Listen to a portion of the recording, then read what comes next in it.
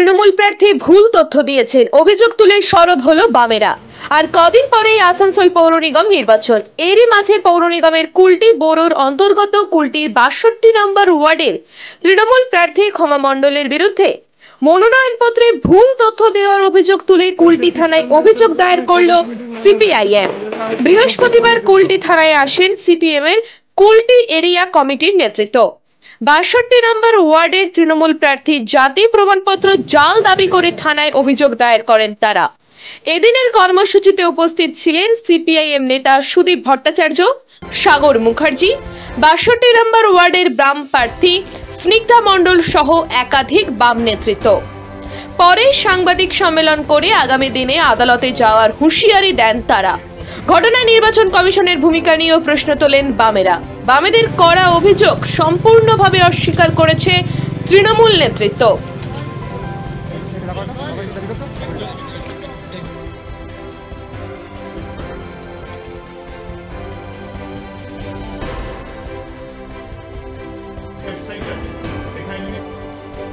জাতি প্রমাণপত্র তখন যে ম্যানিপুলেশন করে নেওয়া হয়েছিল, যেখানে ওয়াইফ অফ কলম চালিয়ে করেছিল, সেখানে ক্ষমা মণ্ডল। আর আজকে ওয়েবসাইটে যে KSH যে পশ্চিমবঙ্গ সরকারের SC দপ্তরে যে ওয়েবসাইট আছে, সেখানে যদি দেখেন ওই জাতি প্রমাণপত্র তখন যে ম্যানিপুলেশন করে নেওয়া হয়েছিল, যেখানে ওয়াইফ অফ কলম চালিয়ে করেছিল, সেখানে ক্ষমা মণ্ডল। আর আজকে ওয়েবসাইটে যে KSHMA তা নয়, খারমা আছে, KRHARNA, খারনা মণ্ডল। কেন এগুলো SDO সাহেব দেখেননি? এই যে অবৈধ কাজ, এই বেআইনি কাজ, নির্বাচন প্রক্রিয়া এগুলো চলে, এবং নির্বাচন কমিশনের মতো সাংবিধানিক ভাবে একটা বিধিবদ্ধ সংস্থায়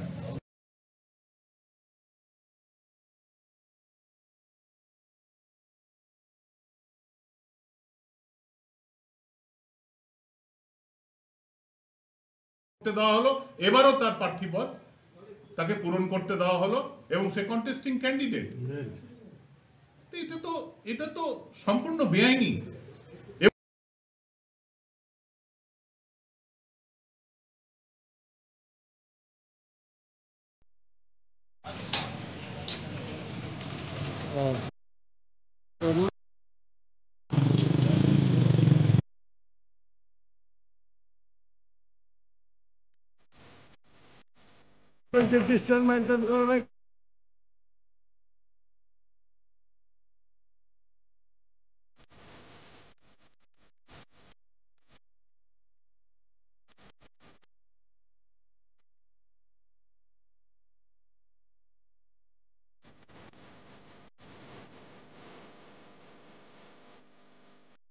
ওয়ার্ড, এটা অত্যন্ত দুর্ভাগ্যের যে এইখানে যে ST সার্টিফিকেট অর্থাৎ তফসিলি জাতি প্রমাণপত্র যেটা প্রয়োগ দেওয়া হয়েছে নির্বাচনে প্রার্থীপদ পূরণ করার জন্য, TMC যে ক্যান্ডিডেট আছে ক্ষমা মণ্ডল, সেটা কিন্তু সম্পূর্ণ জাল, এবং 3 দিক থেকে দুর্নীতি করা হয়েছে।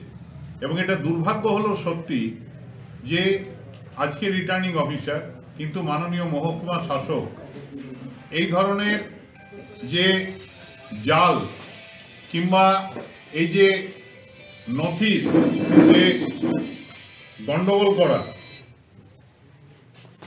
তো সেটাকে উনি কি করে গ্রহণ করলেন, এইটা আমাদের কাছে বোধগম্য হয়নি। কারণ গণতান্ত্রিক প্রক্রিয়া এটা কাম্য নয়। যারা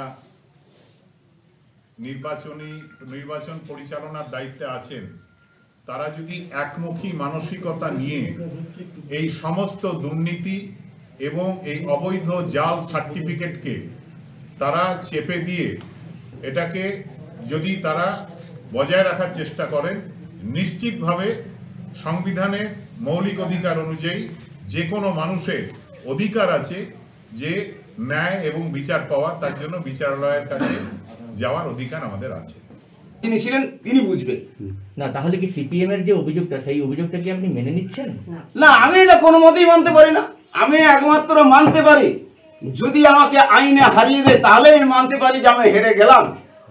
তাহলে তাছাড়া আমি কারোর কথা মানতে পারি না, যেহেতু আইনের চিজ তাহলে- ধারা নিয়ে যেহেতু চলে। তাহলে আপনি কি বলতে চান যে এটা যদি সেরকম হয় তাহলে সিপিএম আইনের পথে যাক? যেতে পারে, সেটা ওনাদের ইচ্ছা, সেটা আমি কেন বলবো যেতে পারে না পারে, সেটা ওনার ইচ্ছা। উনি যেখানে খুশি যেতে পারে, যেখানে খুশি উঠতে পারে নামতে পারে, সেটা তো আমি বলতে পারি না, কারণ ওটা আমার অধিকার নেই বলা।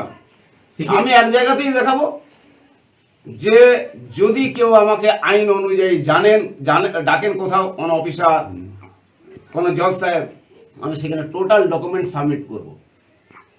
কারণ উনি আজকে দুয়ারের কাউন্সিলর হতে চললেন। একবার যে সিপিএম পার্টি চাইছে যে কি করে মাটিটা ধরবো, কারণ ওনাদের পায়ের তলার মাটিটা সরে গেছে এই ওয়ার্ড থেকে এবং সারা পশ্চিমবঙ্গ থেকে। তো অতএব ওনারা চাইছে কিভাবে মিথ্যাবাদী সাজিয়ে লন ফন করে কাকে ফাঁসানো যায় এবং কি করে তাকে বাতিল করা যায়। তো জনগণ জানে যে সিপিএম পার্টি মিথ্যা ছাড়া সত্যি বলেনি, আর যদি সত্যি বলে আসতো তাহলে আজকে আরো ওনারা থেকে যেত।